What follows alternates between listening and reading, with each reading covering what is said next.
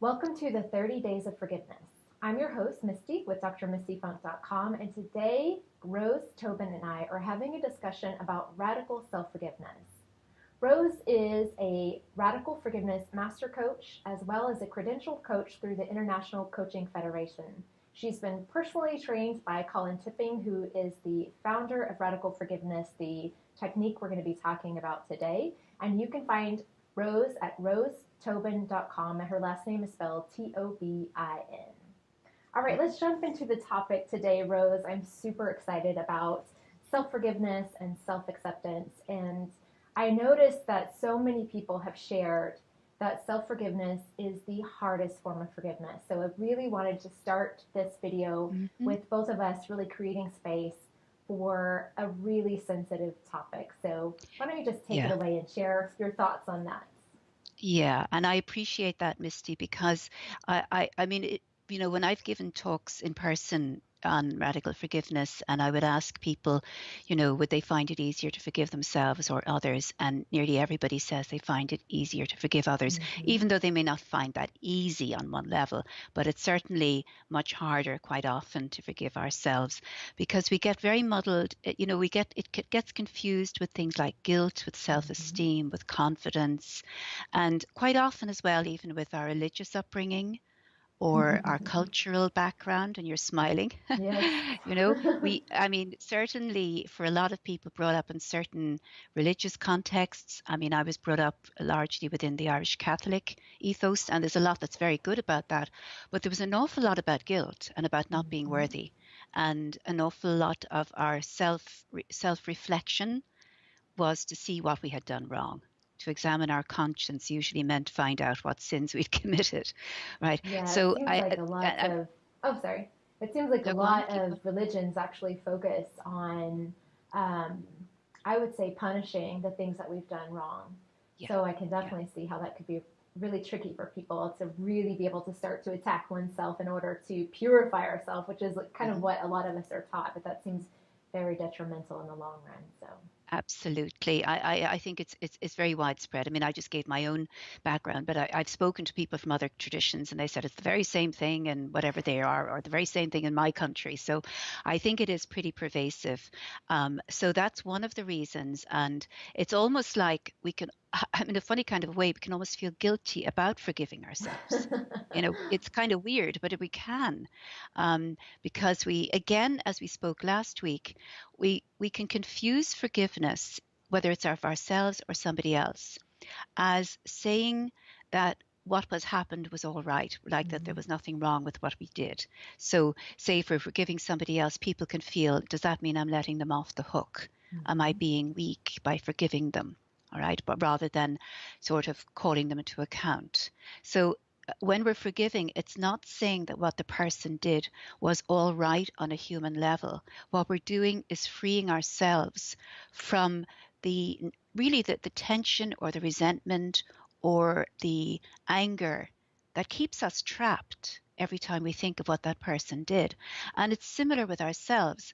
We may think, if we've had those traditions, which I'd imagine a lot of our listeners will have had some version of that, that when we forgive ourselves, that we're not going to be, that there's a lack of integrity in that, or that there's a lack of accountability.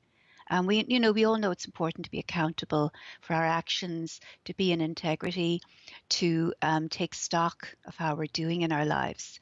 And that is very valid.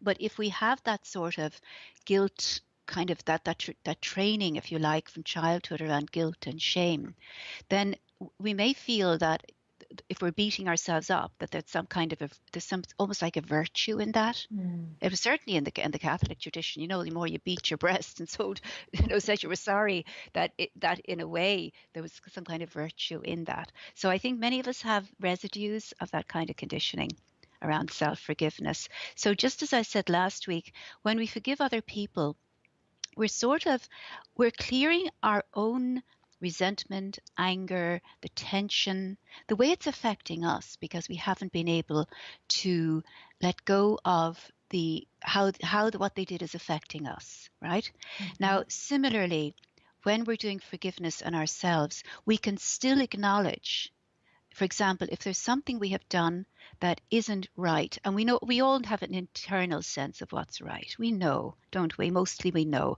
if something we've done isn't right by our own moral code or by what we know to be right. Now, in some cultures, of course, that gets confused again with religion or with the traditions of the culture, which may not sit right with us. You know, in some cultures, some things aren't, you're not supposed to do certain things, but you know that there's nothing, that they're, you know, that maybe you're not supposed to speak out if you're a woman, or you're not supposed to do certain things, but your core integrity knows that it's all right to do those things. Okay. So sometimes we have to, you know, look at why it's hard to forgive ourselves, because it gets confused with all of this background. Okay. So I'm just saying that when we're forgiving ourselves, we're not sort of letting ourselves off the hook either. And it's even in some of the processes that if we know we have done something, for example, if we've cheated somebody of money, if it's something very tangible like that, that we have stolen or cheated somebody of money, or maybe we have harmed somebody's reputation by being unkind, then there is integrity in doing something about that. If we've stolen money, we make an effort to pay it back. If we've damaged somebody's reputation, we try to maybe speak well of them, or say to to make some kind of restitution, as we used to say about that. All right. So self-forgiveness isn't sort of being soft on ourselves. And I think that's a big one for people. Okay. And then it also gets confused. Remember last week, we were also saying that, particularly in the West, there's a very strong, in many people, maybe not everybody, but a very strong bias towards negativity towards ourselves. Self can be even as strong as self-loathing, self-abnegation, putting ourselves down, feeling we're not good enough. It's very, very common. And even if people may not see that in themselves or others very clearly, quite often it's the attempt to make ourselves look good and try to be perfect that can actually show that it's some way we feel that what we are isn't enough. Right. So, so self-forgiveness can sometimes get muddled into all of that as well. Do you know that I don't deserve to forgive myself, that I'm wicked or I'm bad. Okay. So I think there's some of the aspects to it. Does any of that ring a bell for you? It does, yeah, because one of the questions I wanted to ask you was, there must be some good reason why we are self-effacing, why we judge ourselves. And if there's a part of us that must think it's helpful to do that. And I mean, I think you've addressed that it isn't. And there's all of these reasons why we move into that kind of behavior. So, I mean, if we are programmed by culture, by our religions to do these kinds of things, I think for me, the big thing that's come up is starting to notice how I treat myself. And I have not been treating myself with a lot of compassion. And the call and the need for self-compassion has made me realize the root of it is that I haven't forgiven myself, or that I hold, like you said, the guilt and the shame. The something else that you said. It's like I hold all of those kinds of things, and I realize, again, I mean, just with holding a level of safety for the person watching this video is also just holding, what's the word? Yeah, there's so much feelings and emotions that come up when we start to look at these really deep kinds of topics, whether it's our family backgrounds, what we've picked up from our caregivers and our religions. And for me, I think starting to look at the anger and the resentment, like these really strong emotions, like underneath that is all the stuff that you're talking about. Looking at the core shame, looking at the guilt that we got from that. And it's just, it can be so tough. It's really tough for me to start to look at these kinds of things and to hold space for myself to move into self-forgiveness. It can be really, really tough. And when you began, when you started speaking there, I think you said something like you wondered why we, in a sense, why do we put ourselves through this, or why does life do this to us, or whatever. And that actually brings up it's one of the ways that Colin likes to describe it in radical forgiveness. And it was when he said this, it resonated with me because I had begun to feel this myself.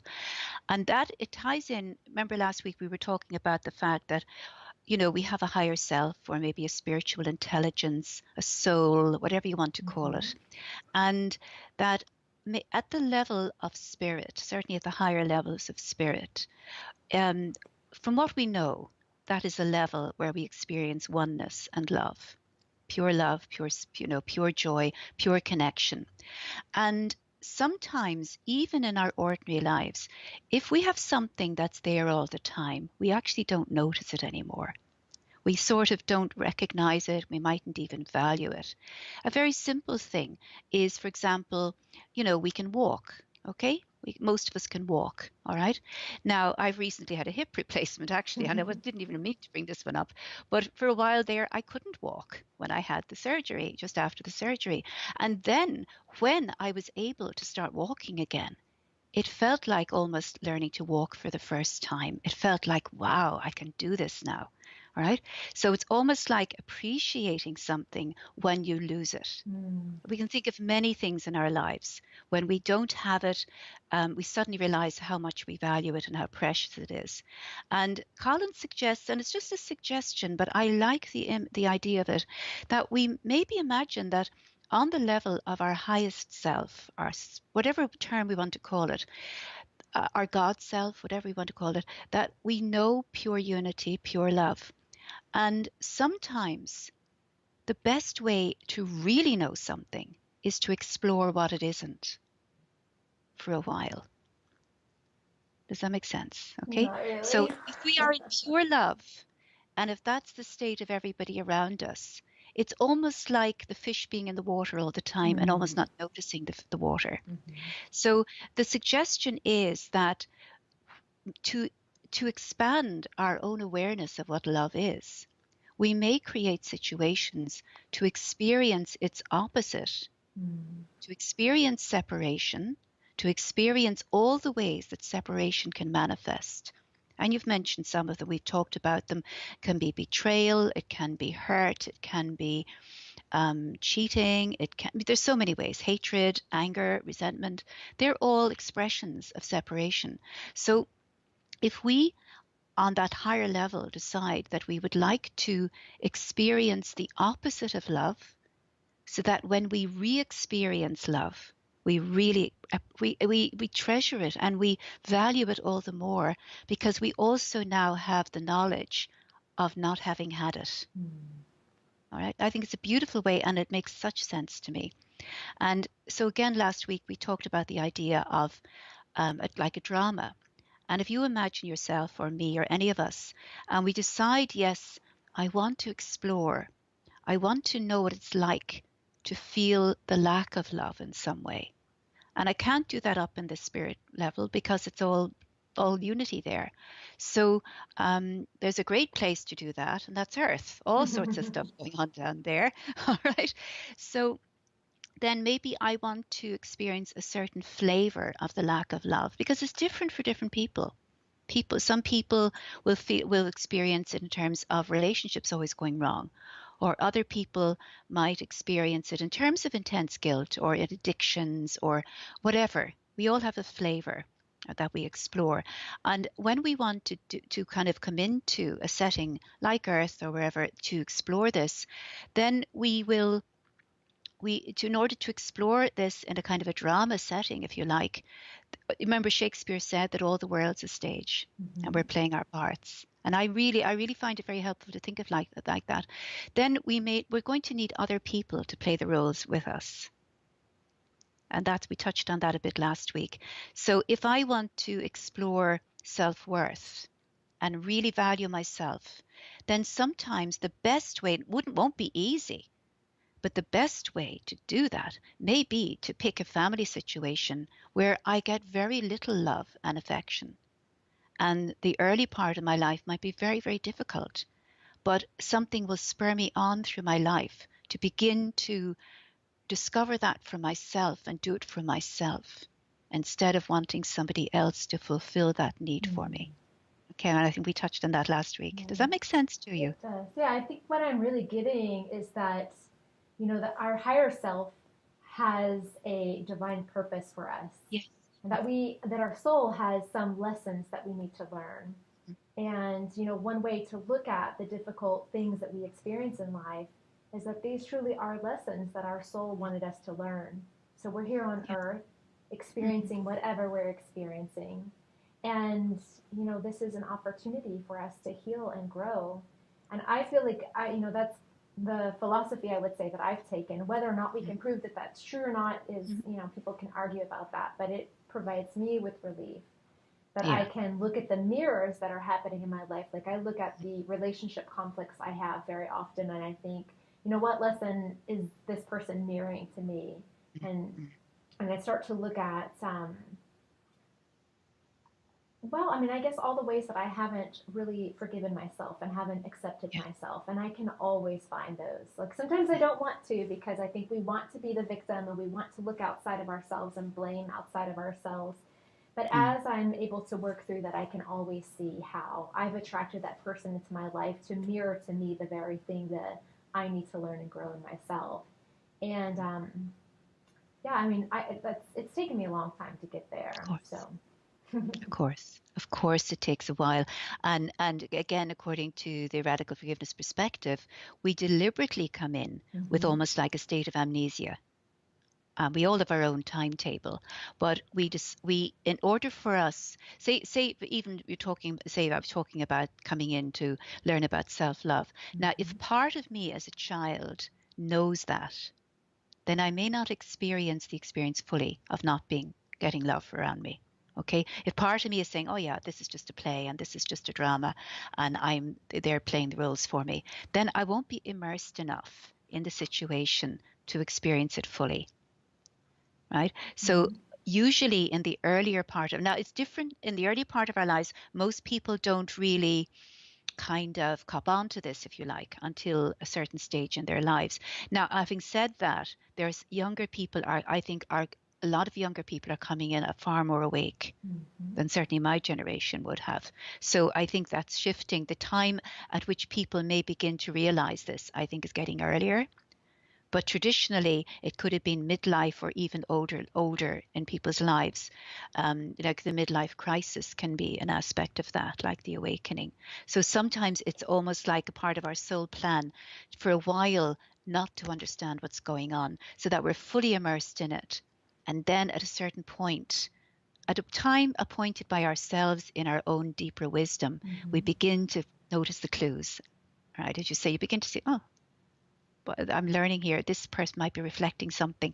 And as you said, it's the initial stages of that are very difficult, very difficult, because it's so much easier to blame other people, right? It's so much easier to be a victim, even though it's not easy in another way. But the position of being a victim, in a weird way, we're more comfortable with that in our culture, as a general culture.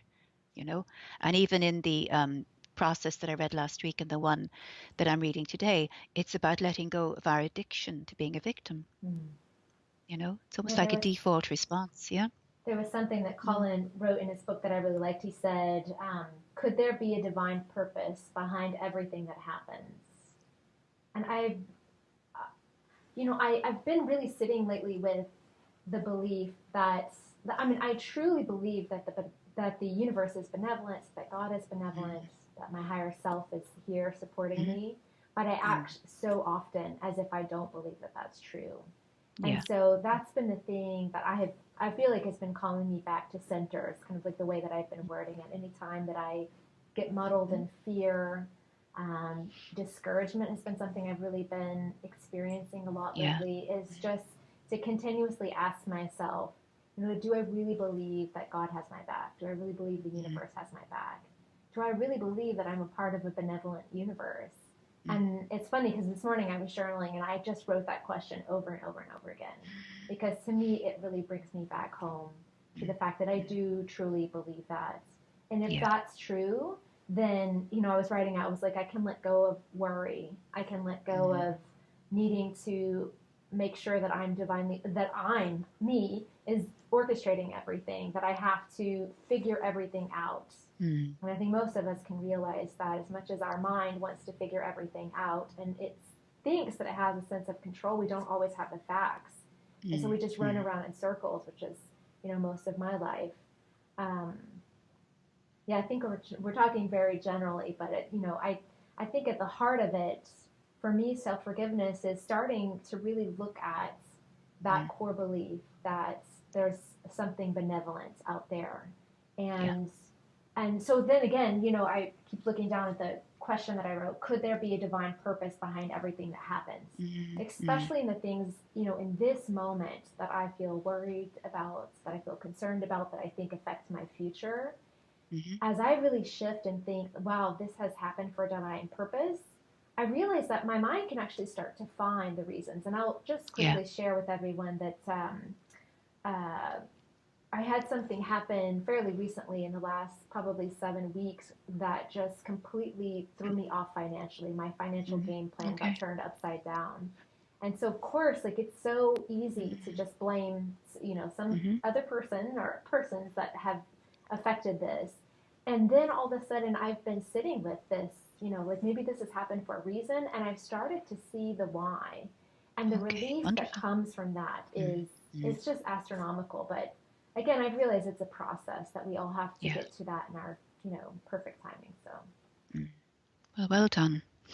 Yeah, I mean, it isn't easy when these things come up in our lives. And I think the quicker we can, the more we practice kind of being able to see what's going on like you did, and trusting something higher than just the rational mind, then more and more I think we can get in tune with that kind of thinking. And maybe then we mightn't have to get, it's almost like, I think when we're not getting the message, it's almost like we have to get much more of a stronger wake up call, like really shaking us awake. And then gradually, as we become more attuned and more sensitive to the dynamics of what are going on, then I think we don't have to have the more extreme experiences. That's certainly been my experience.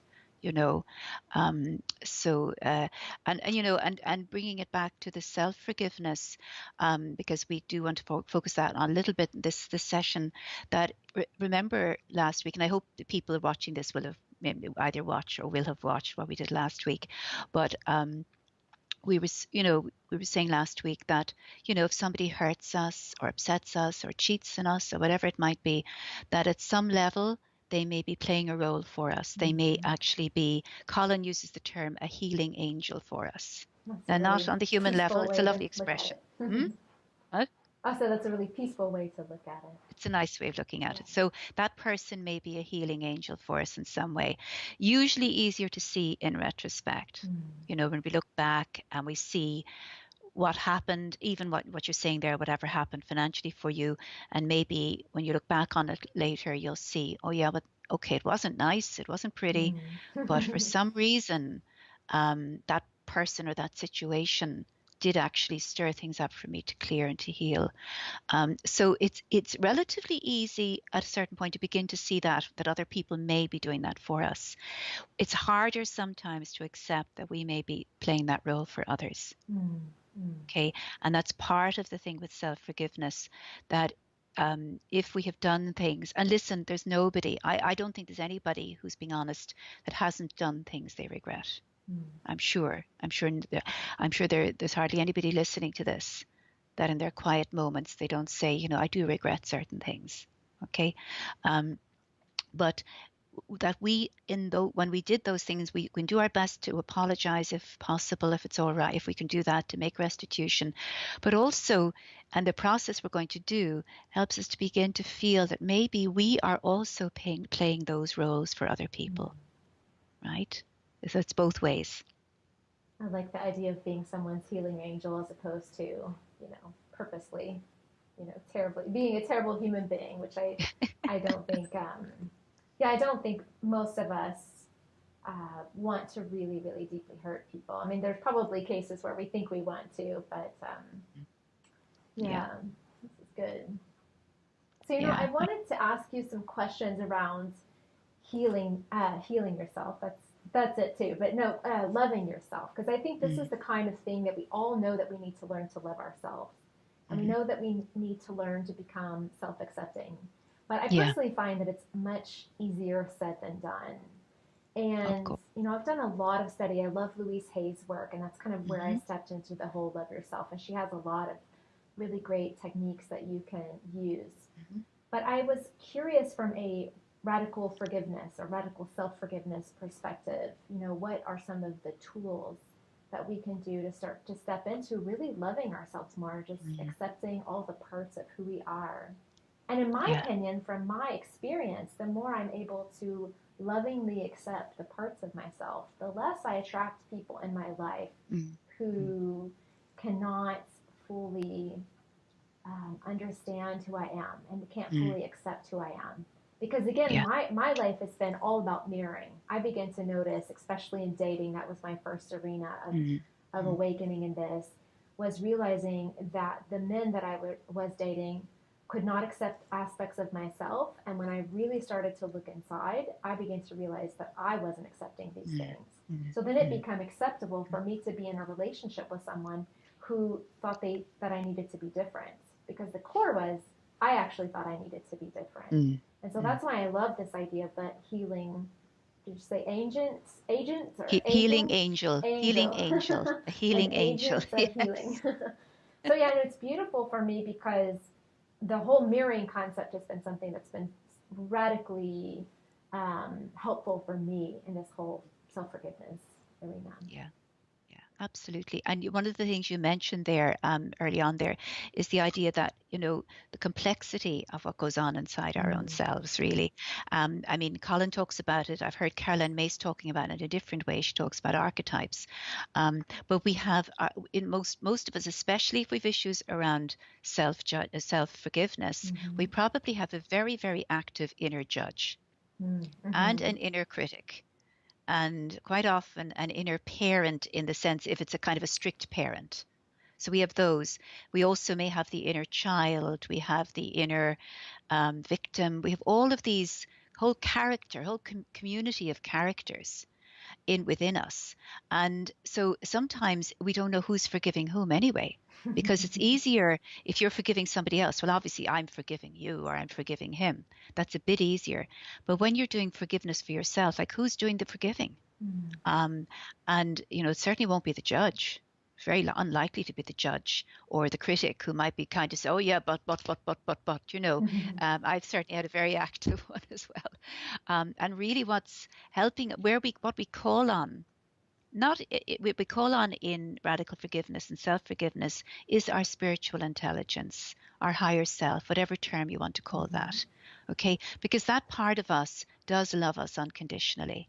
And we have a loving self that we can call on as well. So it's like calling on the parts of ourselves that they do have our best interests at heart. And I really think that the development of self-love, from my own experience of it, I actually do feel it's a gradual thing. I don't know if any one thing on its own does it. Mm-hmm. And I actually feel that once we are committed on a path of growth, that the right methods and the right teachers and the right books come into our path. And the right healing I angels. yes, absolutely. And what's right for us, radical forgiveness and self-forgiveness can fit into it, is that, I mean, one of the things that does help us to kind of begin to distinguish is the difference between shame and guilt, for one thing. Because in our minds, certainly for me, until I became aware of this, I had them very muddled. And a very simple way of explaining that is, and this is very simple and very basic, but shame is like, I am bad. It's like there's something fundamentally wrong with me, right? Um, and whereas guilt is, I did something bad. Mm-hmm. My actions weren't right. So they're two very, very helpful distinctions to make. Because sometimes when we're feeling guilty about something, it's really more that we feel shame. Mm. And so even being able to look at that and acknowledge ourselves for that, it does begin to help to kind of sift out the various, because everything gets kind of muddled in us around guilt and shame. So Mm-hmm. by beginning to sift out what's what here, then we might begin to distinguish between, well, is it guilt or is it shame? Mm-hmm. And then we can look at in the other processes, not in the one I'm doing to now, we can begin to look at the core negative beliefs that we may have. Mm-hmm. And a lot of the time, these are unconscious, that we have core negative beliefs. And even by looking at them and acknowledging them, it's a step. That's not going to clear them in one go, but you begin to notice, yes, maybe. And he gives on the worksheet, he gives a selection of them. For example, I'm not good enough. And, I think most people have a taste of that. Okay. Or I will never be enough. That could be another one. Nobody is there for me. I'm not safe, or it's not safe to be me. Some people may be, I should have been a boy, I should have been a girl, whatever. So there can be many core negative beliefs that are like underneath. They're almost like in the cellar. What do you call it in America? The cellar, the basement, in the basement of your consciousness, Mm-hmm. that you're not even fully aware of, but they're driving your life quite often. So even by beginning to become a little bit aware of them, and then the processes help you to kind of clear and heal gradually through those negative beliefs that we have about ourselves. So all of that helps in terms of developing greater self-love, and compassion for ourselves, because you begin to, both by doing the self-forgiveness and the forgiveness of another. For me anyway, one of the things that helped me is to help me to take the sting out of a lot of situations, to realize that, okay, maybe I goofed in some situation, but maybe I genuinely didn't mean to cause harm. As you said earlier, a lot of the time we don't mean to. Mm-hmm. And we can beat ourselves up, because of what we did, or because of how other people blame us for something. And sometimes learning to forgive other people helps us to love ourselves as well, because sometimes it's easier to see in somebody else, okay, they snapped at me or they were horrible to me, but now I realize, my God, they were sick, their child was sick, they were worried about their job. You begin to realize that the person really didn't deliberately set about to hurt you. Now, Mm-hmm. very rarely people do, okay, but most of the time they don't. And then maybe you can transfer the same kind of compassion to yourself.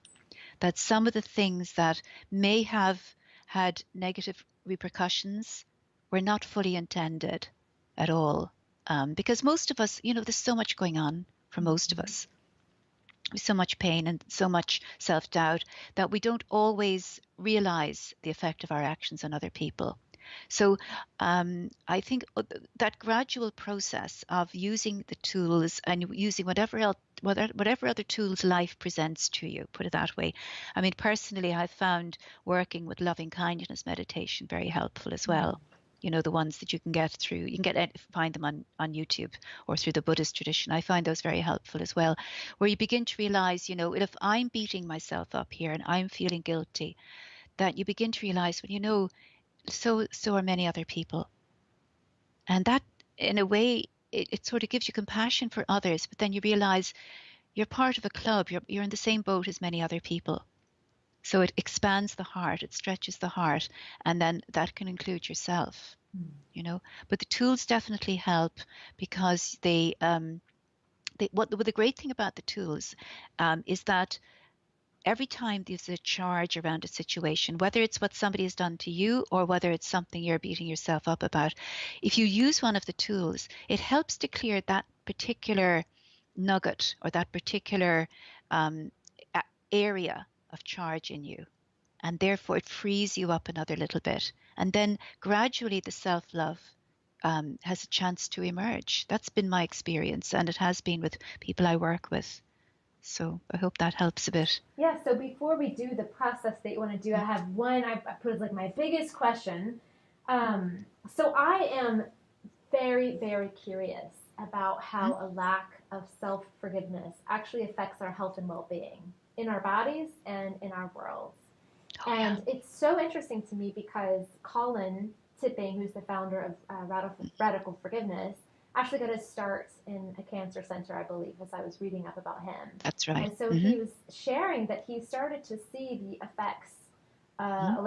He started to see that a lot of people hadn't forgiven themselves. They were in some pretty harsh states like anger and Hmm. resentment, and he was Hmm. genuinely curious about how forgiveness played a part. So Yeah. I really have read a lot of really interesting work over the years about people who believe that their sickness was caused by a lack of Mm-hmm. forgiveness, like just really saying that they were in states of confusion and anger and resentment. And so I've become very curious about both the things that are going on politically in the US and Mm-hmm. the kinds of distortion and tension that's happening that we can see even on a global level, but Absolutely. also inside of our own physical bodies, our earthly body and our physical body. So I'd love to hear your thoughts about how does self-forgiveness and a lack of self-forgiveness play a role in our health and well-being? Yeah, well, that's a brilliant question, Misty. And the second thing that you brought in is like what's going on politically and on the Mm. global scale. We can maybe refer to that when we speak next week about life situations Yeah, because it's exactly. very relevant to radical forgiveness.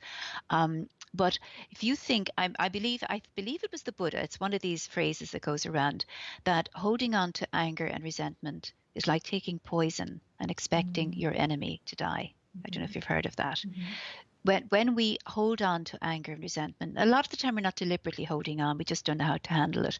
But when there's a lot of anger and resentment or guilt or shame, then it eats away at us. It's like an energy that eats away at us, and it's bound to affect our health, our mental health and our physical health, because it will there'll either be tension or anger or fear or a wish to get revenge or to get justice. So all of those kind of very charged emotions will be seething at some level in our bodies and in our minds, and it has to affect the body if you think about it, and the mental states. And so when we start to do forgiveness work. If you remember when we did the process last week and when we do it today, I'll be suggesting that when you think of the situation, that you then allow your attention to go to your body and feel where that might be in the body. Mm. And I'm sure nearly everybody who did it could feel, yes, somewhere in the body. If it was anger, it's quite often in the heart. Fear is quite often in the solar plexus. Trauma or just general anxiety, we can have an awful lot in the solar plexus or in the second chakra area, the tummy area. So our bodies, we're not separate beings. We're not in compartments, and our emotions very much are intimately connected with our bodies and the other way around. So if you imagine that if we're in a state of either a lot of resentment towards other people or towards ourselves, that is like a cauldron of tension. Mm-hmm.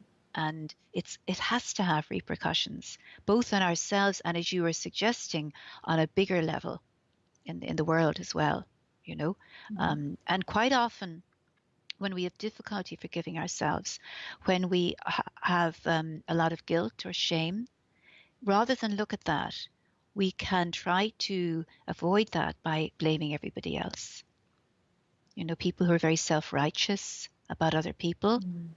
often are finding it very difficult to see that maybe what they are criticizing in somebody else, they may have traces of it themselves. Right.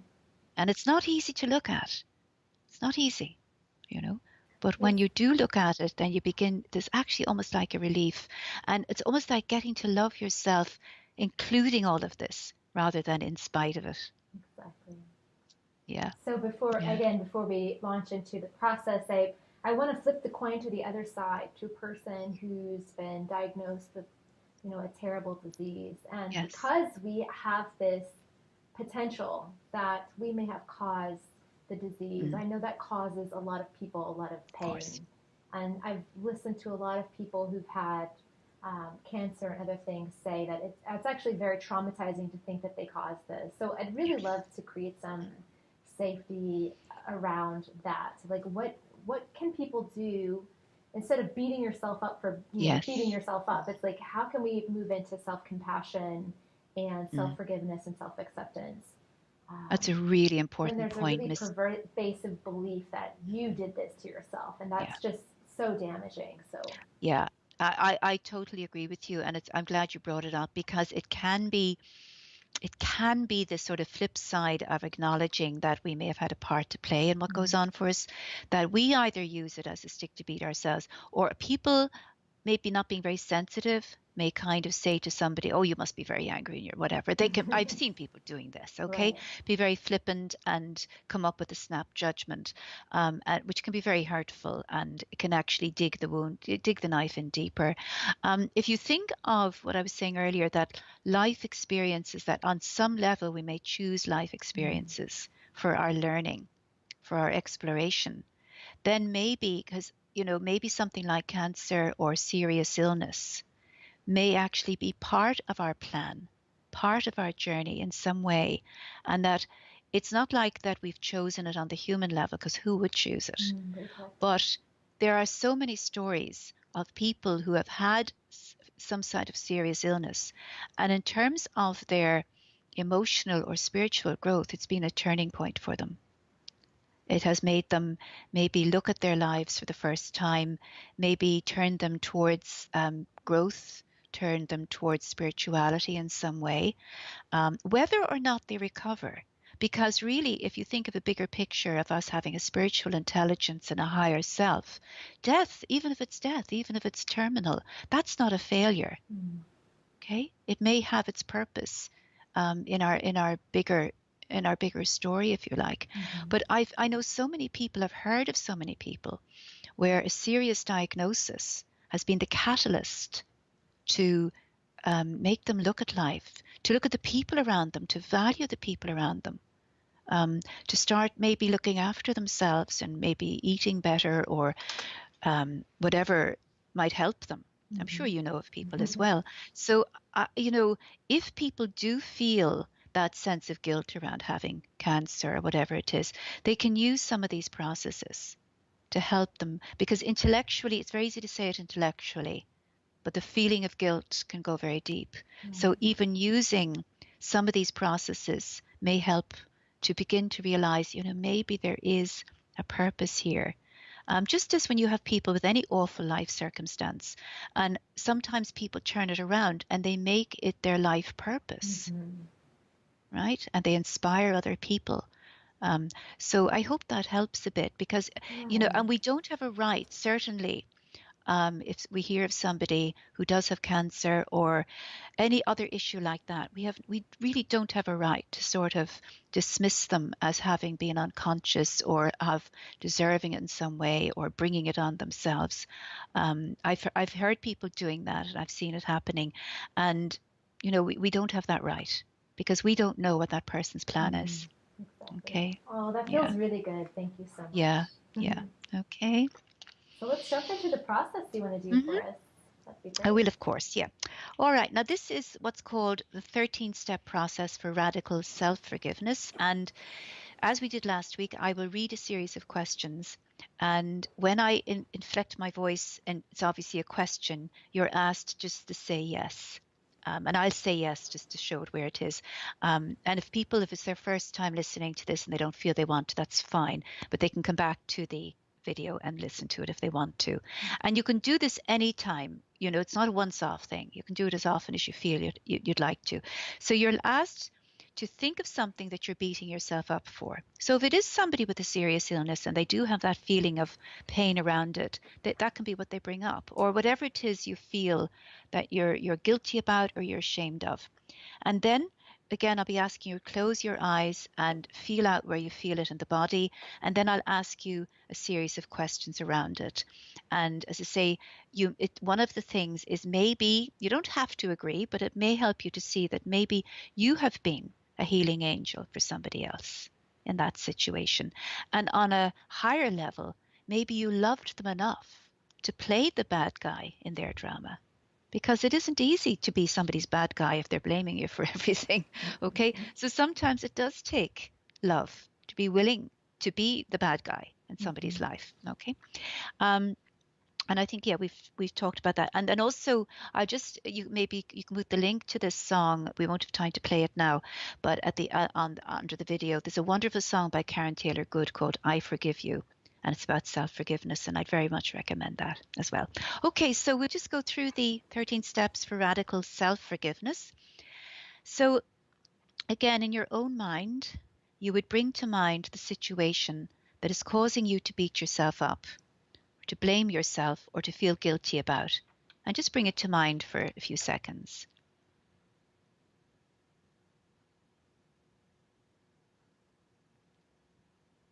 And if you haven't already closed your eyes, you could close them now and become aware of the feelings you have about this. As soon as you feel some emotion, point to the place in your body where it seems to be located. And let the tears flow if they want to come. And we'll just take about 20 seconds here. So just allow yourself to feel the feelings and where the feelings might be in the body.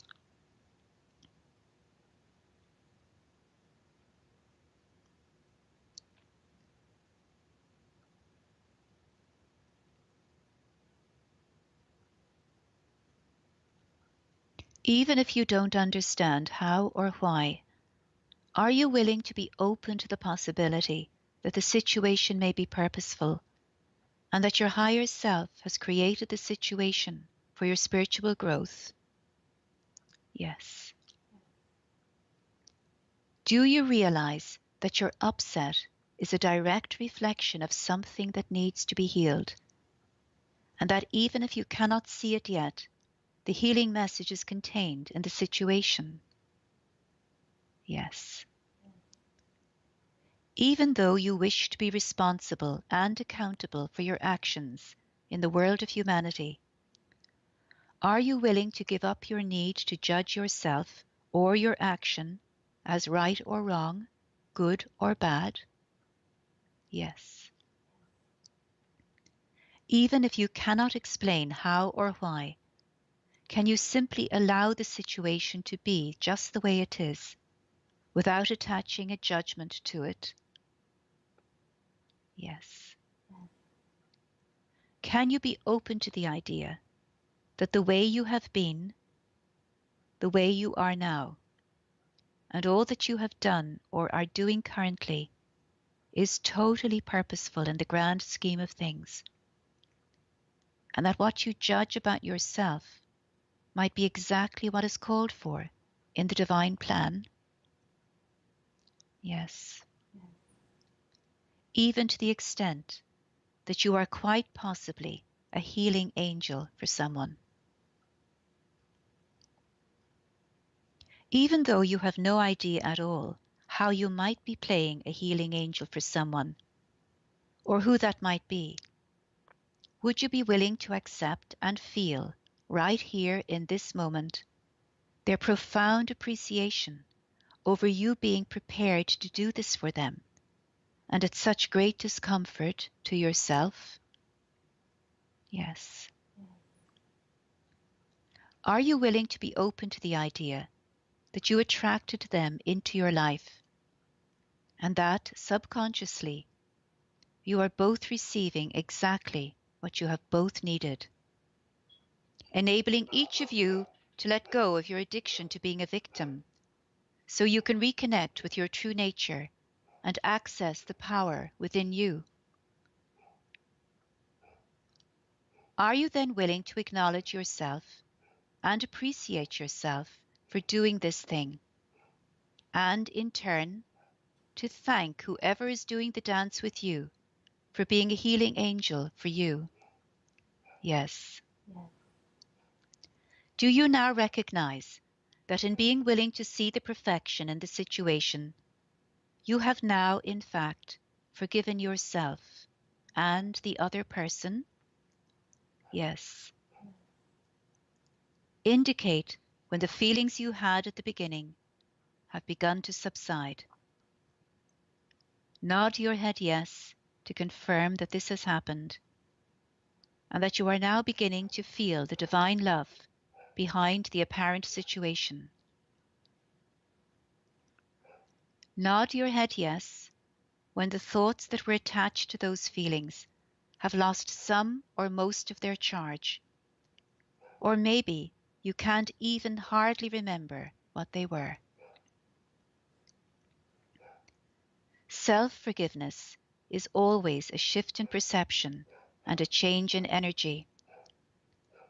Perhaps you can feel it right now in your body. This happens when you take your attention away from the self-blame and focus instead on the truth about who you truly are. As you do this, you begin to feel a profound acceptance of yourself now. And just take 3 long, deep breaths as you integrate this shift deep down in every cell of your body and every strand of DNA. And if you have been doing this with your eyes closed, open them when you are ready.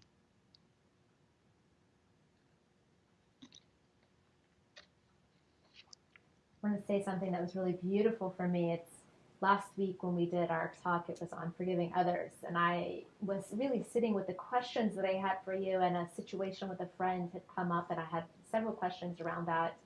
But it was all about self-blame, how I had turned the situation into how I had, been the perpetrator. And so doing this process actually was very relieving to hear the whole healing angel.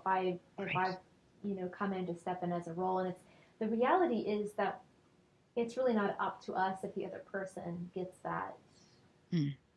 So it's not, it's if I come in my mind, if I come in as a healing angel for someone, then there's healing on both ends that need to happen. Yes. Forgiveness, self-forgiveness, which is what we're talking about today on my end, which I'm really feeling in this situation. But also that, each person is responsible for their learning and healing.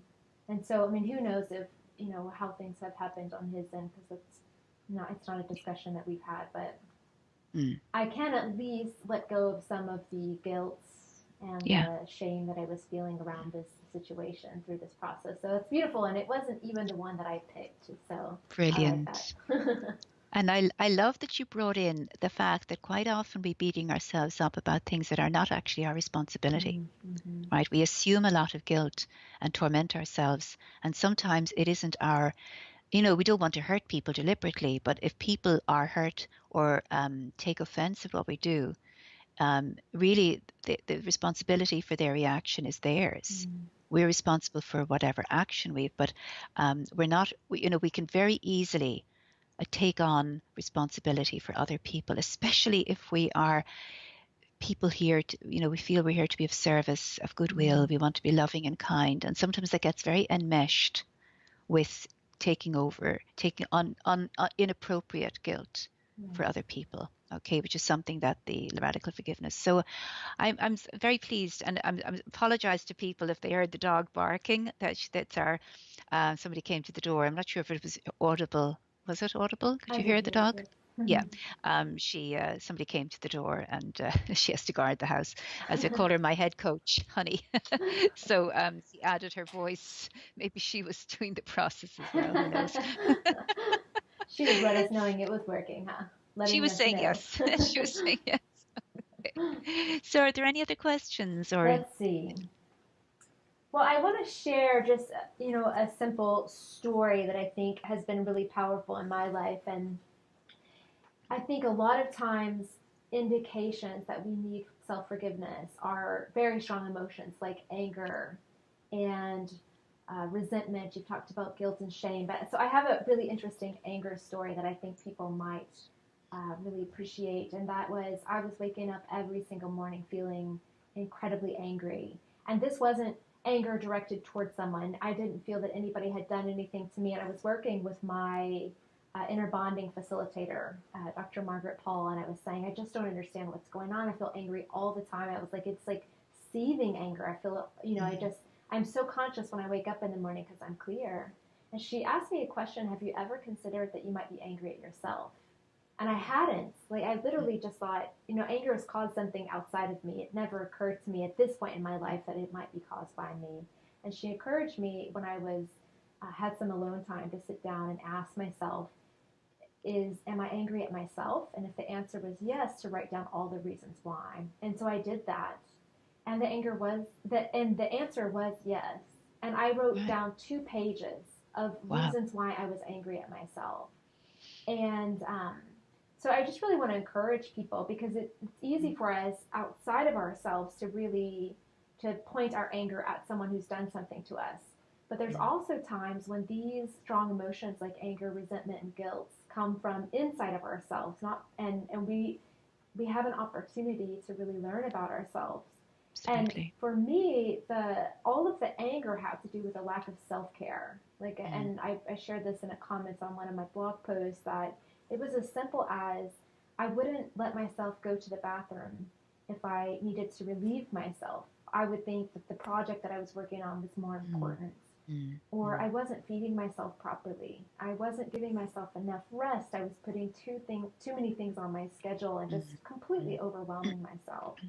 And so I think one of the beautiful aspects of self-forgiveness has come from looking at how I mistreat myself.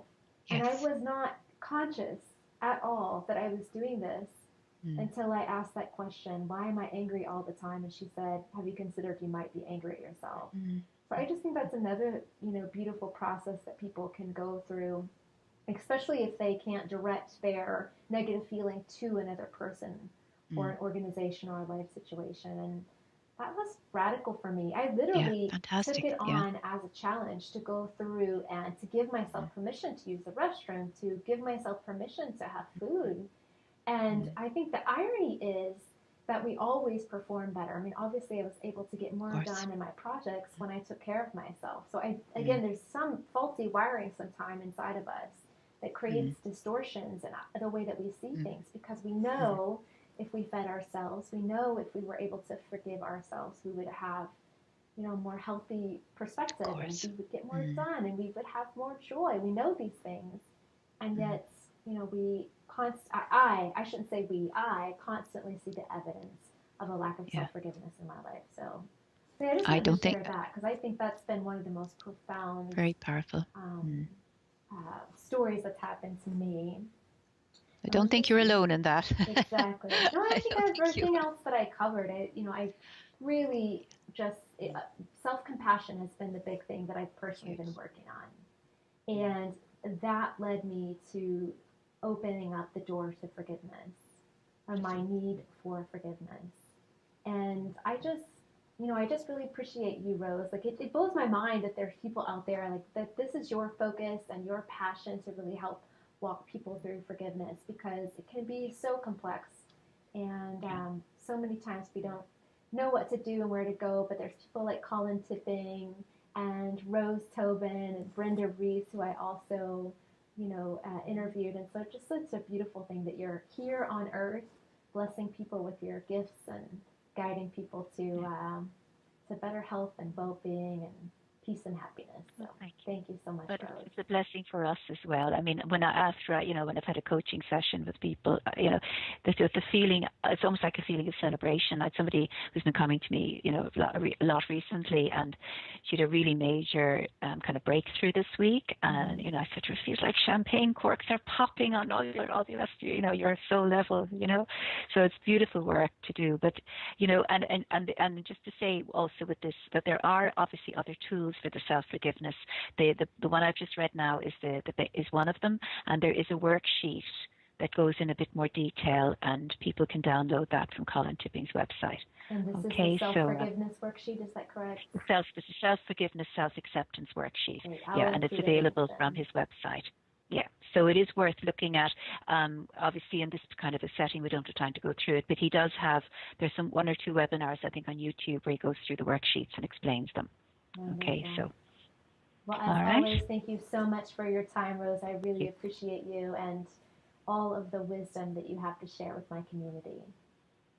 Well, I'm really happy to have this opportunity. Okay, so thank you. Awesome. Well, have a great week, Rose. And to you watching this video, if you have enjoyed today's video and want to join my community for 30-day challenges just like this, I invite you to sign up for the newsletter, the love letter. I'll include a link below, as well as all the links to Rose's information and the Radical Forgiveness worksheet and process that we did today. Signing off. We'll see you next time. Bye-bye.